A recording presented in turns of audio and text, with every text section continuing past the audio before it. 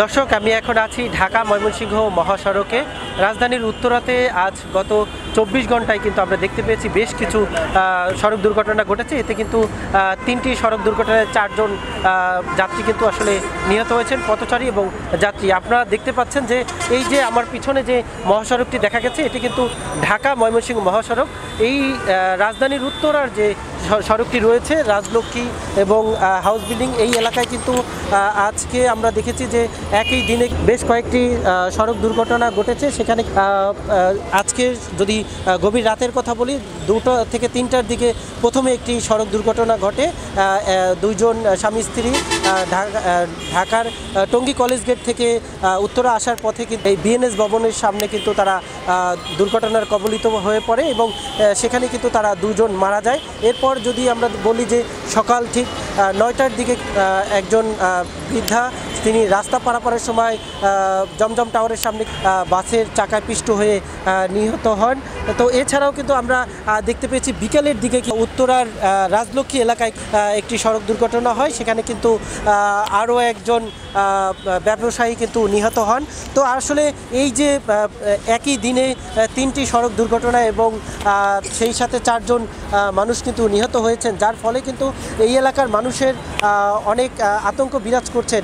তো আমরা আসলে যেটি পুলিশ প্রশাসনের সাথে কথা বলে জানতে পেরেছি যে পুলিশ বলছে যে এই যে পথচারী যারা আছেন তারা আসলে ফ্লাইওভার থাকার পরও তারা নিচ দিয়ে আসলে রাস্তা পারাপার হয়, যার ফলে কিন্তু সড়ক দুর্ঘটনা ঘটে। তো সর্বশেষ যে সড়ক দুর্ঘটনা ঘটেছে এবং সেখানে একজন রাজলক্ষ্মী মার্কেটে একজন ব্যবসায়ী নিহত হয়েছেন। আমরা সেই ব্যবসায়ীর লোকজনের সাথে একটু কথা বলতে চাই।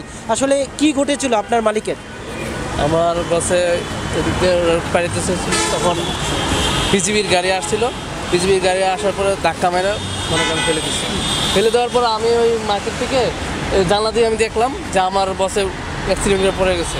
তখন আমি আইসা বিজিবির যে তারা ছিল তাদের সদস্যরা আমি বলতেছি যে আমার পরিচিত কিনা আমি দেখি, আমার দেখতে দেন, কারণ জানলা তো ব্লার করা থাকে, বোঝা যায় না।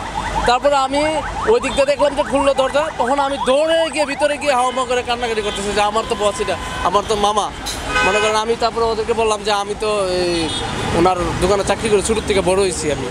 তারপরে উনি আমাকেই কথা বলছিল যে আপনি কি, আমার ঢুকতে দিচ্ছিল না প্রথমে। ঘটনাটি কয়টার সময় ঘটছে? 4:30টার দিকে, বিকেল 4:30টায়। আচ্ছা আচ্ছা, তো এখন কি অবস্থা? এখন মারা গেছে।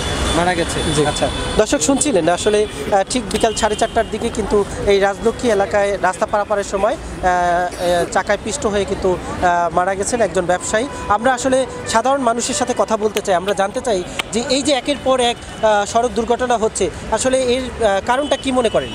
মূলত হচ্ছে আমরা যে অংশটি দাঁড়িয়েছি এটি হচ্ছে ঢাকা ময়মনসিংহ যে মহাসড়ক।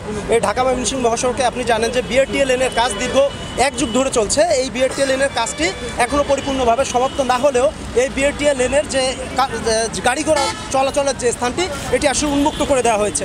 এই বিআরটিএ লেনটি আসলে পর্যাপ্ত পরিমাণ প্রশস্ততা নেই। পর্যাপ্ত পরিমাণ প্রশস্ত না হওয়া সত্ত্বেও এখান থেকে প্রতিদিন প্রচুর পরিমাণ গাড়ি চলাচল করে এবং এই গাড়ি চলাচল নিয়ন্ত্রণের জন্য আসলে প্রয়োজনীয় যে শৃঙ্খলা থাকা উচিত, সেই শৃঙ্খলাটা আমরা মনে করি যে ট্রাফিক বিভাগ থেকে এটি কন্ট্রোল করতে পারছে না।